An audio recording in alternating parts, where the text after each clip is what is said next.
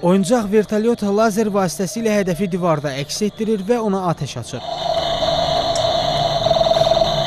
Ancaq hədəf görənləri şoka salır. Çünki bu müsəlmanların qibləgahı Kəbədir.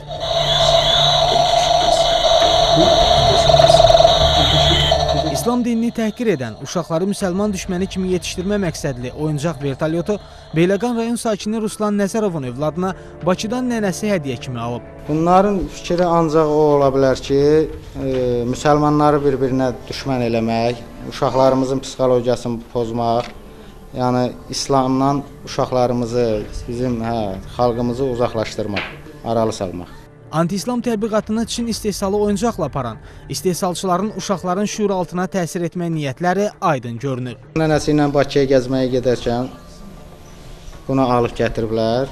Oradan nənəsi alıb uşağa bunu, özünün də xəbəri olmadan. Nəysə, mən də işdən gəldim, bunlar gəlmişdilər evə.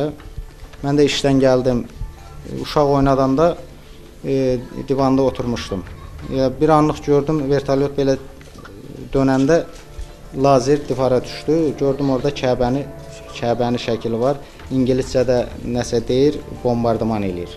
Oyuncağın ölkədə satılmasından narahat olan valideyn onun uşaqların tərbiyəsinə mənfi təsir göstərə biləcəyini, öz dininə düşmən kəsilə biləcəyini deyir.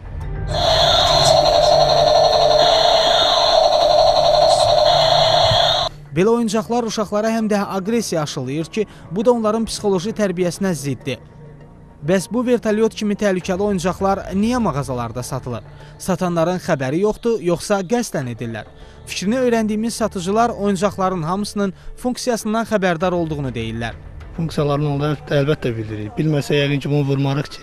Valideynlər də oyuncaq alarkən keyfiyyətə fikir verdiklərini desələr də nəticə ortadadır. Pultlu maşınlardır, sonra musikallı maşınlardır, hər cürünə. Ancaq qiymət, bu dəqiqə hər şey qiymətdir. Qiyməti qanı olanları. Funksiyası bu dəqiqə maraqlı deyil. Qiymətinə, nə görünüşünə, keyfiyyətinə baxırıq. Keyfiyyətə fikir vermək daha yaxşı olar. Amma yaxşı olar ki, kimlərinsə oyununa alət olmayaq. Üstəlik bu oyun öz milli mənəvi dəyərlərimizə qarşı yönəlibsə. Çünki satılan heç bir oyuncağın qazandırdığı pul və uşaqlara verəcəyi əyləncə onların sağlam gələcəyindən vacib ola bilməz.